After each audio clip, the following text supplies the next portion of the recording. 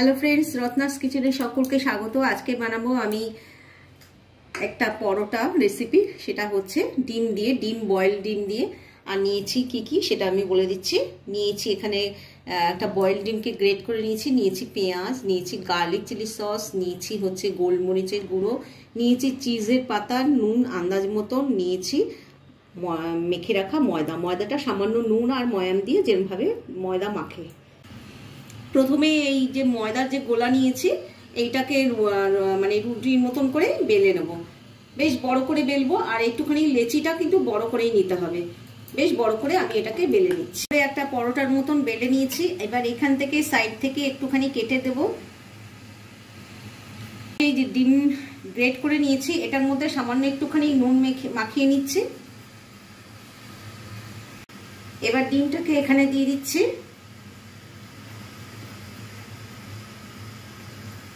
আর পরেরটায় দিয়ে দিচ্ছি পেঁয়াজ কুচি। এখানে পেঁয়াজ কুচি অবশ্যই দিতে হবে, যদি না চান তাহলে কিন্তু অবশ্যই কোনো সস এখানে দিয়ে দিতে হবে।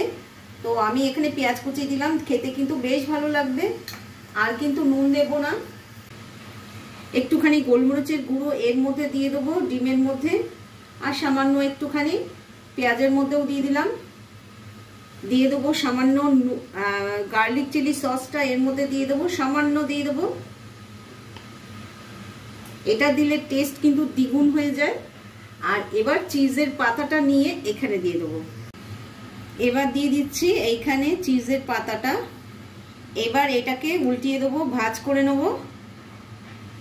আর এবার দিয়ে দিচ্ছি এইখানে একটুখানি সামান্য একটু গোলমরিচের গুঁড়ো, যাতে টেস্টটা খুব ভালো হয়। বাচ্চারা খেলে এতবার করে গোলমরিচের গুঁড়ো না দিলেও চলবে। আর একটা ভাঁজ দিয়ে নিলাম।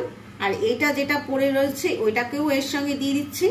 দিয়ে এবার পরোটার মতন করে, পরোটা শেপ হয়ে গেল। এবার আমি বেলে নিচ্ছি। এটাকে হালকা করে এটাকে চাপ দিয়ে দিয়ে বেলতে হবে। এক পিঠ হয়ে গেছে, আমি দিয়ে দিচ্ছি সাদা তেল। এখানে কিন্তু বাটার বা ঘি দিয়েও কিন্তু পরোটাটা রেডি করে নেওয়া যায়। আর খেতে কিন্তু আর কিচ্ছু লাগবে না, ভীষণ কিন্তু টেস্টি হয়। বাচ্চারা তো ভীষণ ভালোবাসবে, বড়রাও কিন্তু এটাকে পছন্দ করবে।